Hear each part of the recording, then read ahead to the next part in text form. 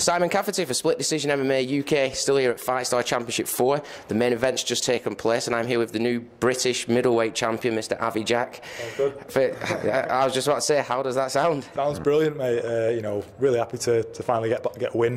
You know, it's been a year since I last fought, pretty much, and I'm really happy to finally get a win under my belt, and literally a belt. So it's a really nice. But I was just saying that, and the fight when you came out, could it have gone any better for you? Once you got down, you seemed in real control, and you just basically took your time before cutting with an elbow, then got the choke on. Do you think it could have gone any better, should I say? Yeah, I mean the game plan was to kind of use a bit of switch hitting, switching to southpaw, and obviously because when he was an experienced striker, didn't really want to kind of stand in front of him, so I was use my footwork, land like opportunistic shots, maybe hurt him. But obviously I slipped, so could have done without slipping and looking like a bit of an idiot. But it paid off, so I got the choke at the end of the day. And, did you expect to win it by submission? Because I thought he was going to get stopped via strikes after a bit, but then he just offered his neck and you took it. So did you think you were going to stop him via strikes? I did, to be honest. Yeah, I was landing some pretty good strikes, landing some good elbows, getting through his guard. And I did think the referee was going to step in at one stage. But as soon as I saw he was trying to sit up out of mount, so I cross-faced him back down a couple of times.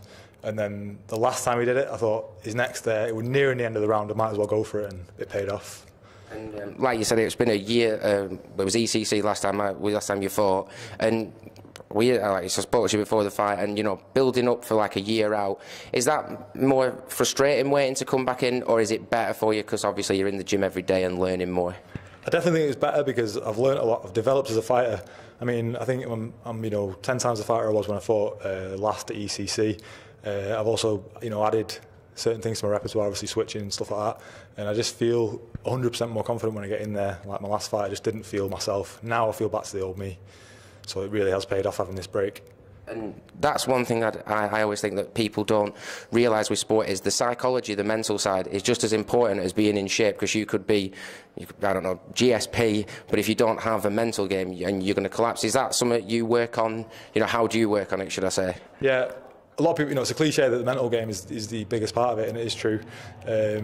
I find, visualization, obviously picturing yourself, imagining the smells that you do when you get in the cage, all that kind of stuff helps, but, you really can't replace actually getting in there and doing it. So yeah, a year out really does make a difference, but now I'm going to try and stay active, stay busy, so I don't have to get back in there with that ring rust again. And you're with Extreme Fight Management now, is it? And how is it to have them look after you and your fights so you can just focus on the training? It does make a big difference. Like, they obviously handle a lot of the the sponsorship side of things. They sort all that out, so I don't have to really kind of worry about that side of it. And I can just kind of get in the gym, train, and they are a big help. Obviously, they promote the fight, a lot more than I'd put on Facebook, I'm going to be fighting soon, so anyone want tickets. I do that once and that'd be it, but obviously they're professionals, so they do it properly, and it's good to have them. Oh, I bet it is, especially getting the word out. But it was great to see you back in action tonight, and I think that's one of there's been so many good submissions. I keep saying to people that could be submission of the night, but you've just got one as well, so a bit confusing. But is there anyone you want to give a shout out to or thank? Yeah, I want to thank obviously my training partners, obviously my main training partners, Gaz Pilot, Tony Morgan, Will Burke, I know I'm going to leave a lot of names out, James Duckett, Aaron McDonnell, Declan Williams, Sam Spencer. All my training partners at Predators. If I've missed you out, I'm sorry. Don't beat me up. I also want to thank Gav Boardman, obviously, he's my head coach. I also want to thank Will Burke, he's obviously secondary coach, assistant coach at Predators. I want to thank Extreme Fight Management for obviously making things a lot easier.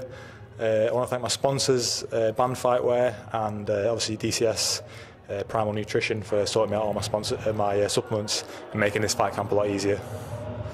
That's a lot of people to remember. I don't think I could do it myself. I forgot anyone, just don't beat me up or give me stick about it.